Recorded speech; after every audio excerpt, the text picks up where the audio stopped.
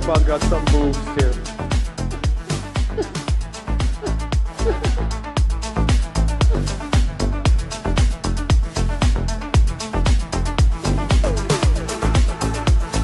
So this is essentially the same full self-driving computer that runs in your Tesla cars, by the way.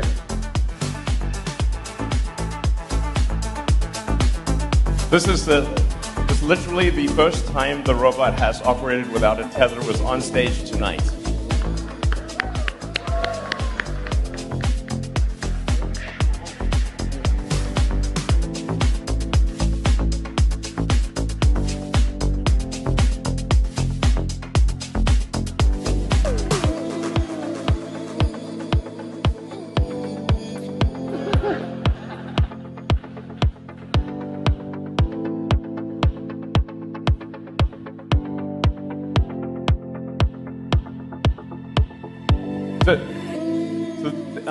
So the robot can actually do a lot more than we just showed you. We just didn't want it to fall on its face.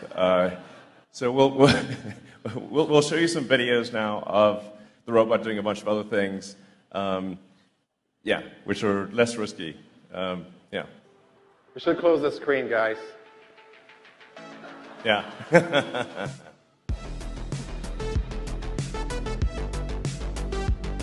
Yeah, we wanted to show a little bit more what we've done over the past few months with the bot, and just walking around and dancing on stage. Just humble beginnings, but you can see the autopilot neural networks running as is, just retrained for the bot directly on that new platform. That's my watering can. Yeah, when you see a rendered view, that's the robot. That's the world the robot sees. So it's very clearly identifying objects. Like this is the object it should picking it up. Yeah.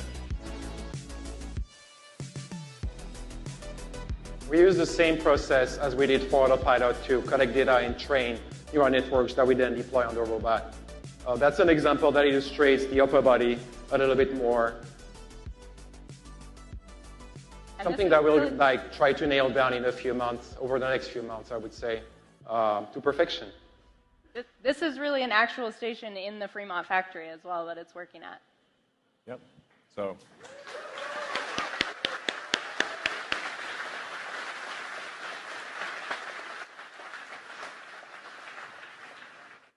And that's not the only thing we have to show today, right? Yeah, absolutely. So what you saw was what we call Bumble C. That's our sort of rough development robot using semi-off-the-shelf actuators. But we actually have gone a step further than that already. The team's done an incredible job. And we actually have an Optimus bot with fully Tesla-designed and built actuators, battery pack, control system, everything. It wasn't quite ready to walk, but I think it will walk in a few weeks. But we wanted to show you the robot, something that's actually fairly close to what will go into production, and show you all the things it can do. So let's bring it out. Do it.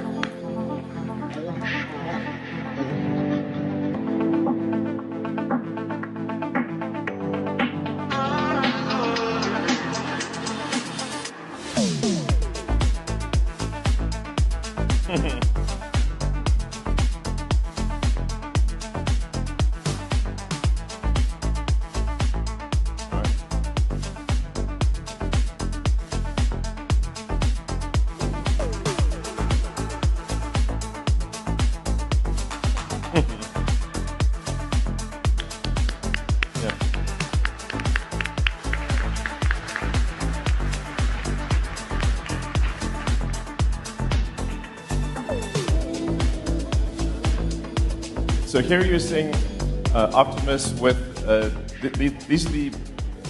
with the degrees of freedom that we expect to have in Optimus Production Unit 1, which is the ability to move all the fingers independently, to have the thumb have 2 degrees of freedom, so it has opposable thumbs, and both left and right hand, so it's able to operate tools and do useful things. Our goal is to make a useful humanoid robot as quickly as possible.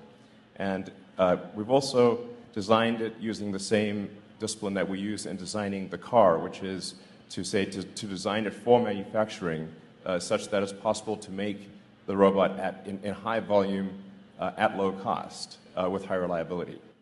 So that's incredibly important. I mean, you've all seen very impressive humanoid robot demonstrations, and that's great, but what are they missing? They're missing a brain. They don't have the intelligence to navigate the world by themselves, and they're also very expensive and made in low volume. Whereas Optimus is designed to be an extremely capable robot, but made in very high volume, probably ultimately millions of units, and it is expected to cost much less than a car. I'll just bring it directly to the right here. I would say probably less than $20,000 would be my guess. Okay.